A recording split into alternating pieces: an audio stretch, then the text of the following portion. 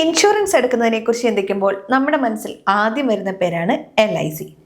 അതിൽ തന്നെ ഏറ്റവും കൂടുതൽ ആളുകൾ ചേരുന്ന ജീവൻ ആനന്ദ് എന്ന പദ്ധതിയിലാണ്. ജീവിച്ചിരിക്കുമ്പോഴും ജീവിതത്തിന് ശേഷവും എന്നാണ് ഈ പദ്ധതിയുടെ പരസ്യവാചകം. അത് എന്തുകൊണ്ടാണെന്നറിയാമോ?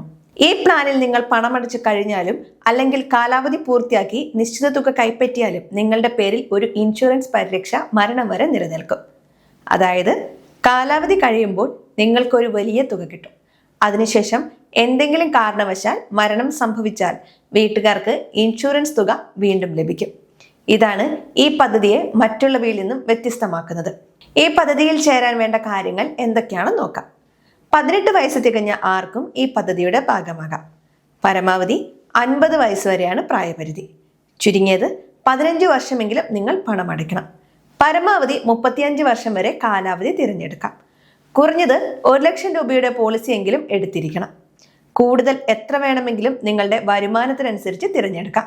ഇനി ഇത് എങ്ങനെയാണ് പ്രവർത്തിക്കുന്നതെന്ന് ഒരു ഉദാഹരണത്തിലൂടെ തന്നെ പറയാം. 30 വയസ്സുള്ള ഒരാൾ 5 ലക്ഷം രൂപയുടെ ഒരു പോളിസി 25 വർഷത്തെ കാലാവധിയിൽ എടുക്കുന്നുവെന്ന് കരുതുക.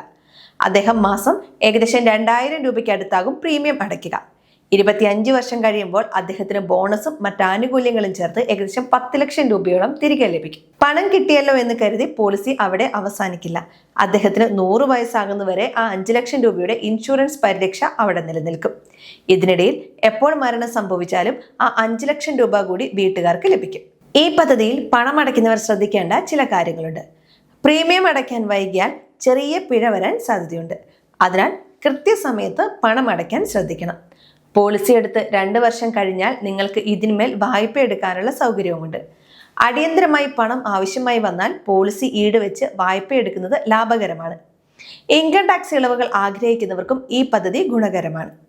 പലരും വരുന്ന ചില തെറ്റുകളും ഇനി പറയാം. നോമിനിയുടെ പേര് കൃത്യമായി നൽകാൻ മറക്കരുത്.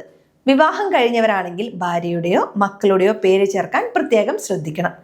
അതുപോലെ നിങ്ങളുടെ വരുമാനത്തിന് താങ്ങാൻ പറ്റുന്ന തുകയുടെ പോളിസി മാത്രം എടുക്കുക. ഇടയ്ക്ക് വെച്ച് നിർത്തിപ്പോയാൽ വലിയ നഷ്ടം സംഭവിക്കാൻ സാധ്യതയുണ്ട്. ഫോൺ നമ്പറും ബാങ്ക് വിവരങ്ങളും കൃത്യമായി നൽകണം. എന്തെങ്കിലും മാറ്റം വന്നാൽ ഉടൻ തന്നെ LIC ഓഫീസിൽ അത് പുതുക്കേണ്ടതാണ്. ഇനി 2026 പ്രത്യേക അറിയിപ്പുകളും ശ്രദ്ധിക്കണം. ഇപ്പോൾ മിക്കവാറും സേവനങ്ങൾ ഓൺലൈനായി മാറിയിട്ടുണ്ട്. LICയുടെ ഔദ്യോഗിക പോർട്ടൽ വഴിയോ മൊബൈൽ ആപ്പ് വഴിയോ നിങ്ങൾക്ക് പ്രീമിയം അടയ്ക്കാം. ആർക്കെങ്കിലും OTP നമ്പറുകളോ പാസ്വേഡുകളോ കൈമാറരുത്. LIC ഉദ്യോഗസ്ഥർ ഒരിക്കലും നിങ്ങളുടെ ഫോണിൽ വിളിച്ച് ഇത്തരം കാര്യങ്ങൾ ചോദിക്കില്ല. തട്ടിപ്പുകളിൽ വീഴാതെ സൂക്ഷിക്കുക. കൂടുതൽ വിവരങ്ങൾക്കും പുതിയ ബോണസ് നിരക്കുകൾ അറിയാനും തൊട്ടടുത്തുള്ള LIC ഏജന്റിനെയോ ശാഖയോ സമീപിക്കുക. ഈ വീഡിയോ ഉപകാരപ്പെട്ടുവെങ്കിൽ മറ്റുള്ളവരിലേക്ക് ഷെയർ ചെയ്യുക. സംശയങ്ങൾ കമന്റായി ചോദിക്കാം.